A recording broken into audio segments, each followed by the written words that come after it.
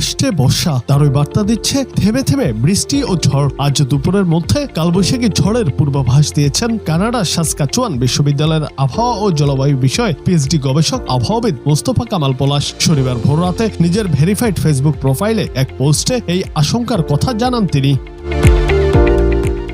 মোস্তফা কামাল বলেন, শনিবার সকাল 7টার পর থেকে দুপুর 12টার মধ্যে রংপুর, রাজশাহী ও ময়মনসিংহ বিভাগের বিভিন্ন জেলার উপর দিয়ে বজ্রপাত সহ কালবৈশাখী ঝড় সঙ্গে হালকা থেকে মাঝারি মানের বৃষ্টি অতিক্রম করার প্রবল আশঙ্কা করা যাচ্ছে। কালবৈশাখী ঝড় রংপুর বিভাগের পঞ্চগড়, ঠাকুরগাঁও ও দিনাজপুর জেলা দিয়ে বাংলাদেশে প্রবেশ করে দক্ষিণ পূর্ব দিকে রংপুর বিভাগের নীলফামারী, রংপুর, লালমনিরহাট, কুড়িগ্রাম ও গাইবান্ধা জেলার উপর দিয়ে অতিক্রম করে রাজশাহী ও ময়মনসিংহ বিভাগ দিয়ে অগ্রসর হওয়ার আশঙ্কা করা যাচ্ছে।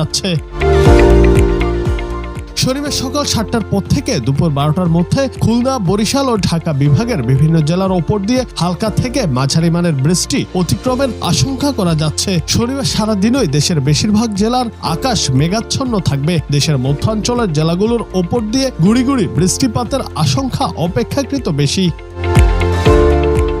রংপুর বিভাগকে মোস্তফা কামাল হুঁশিয়ারি দিয়ে লেখেন, কালবৈশাখী ঝড় রংপুর বিভাগের জেলাগুলোর ওপর দিয়ে অতিক্রমের সময় বজ্রপাতের প্রবল আশঙ্কা করা যাচ্ছে। ফলে বৃষ্টিপাতের সময় খোলা আকাশের নিচে চলাফেরা কিংবা কোনো কৃষিকাজ করা থেকে বিরত থাকার অনুরোধ জানানো যাচ্ছে।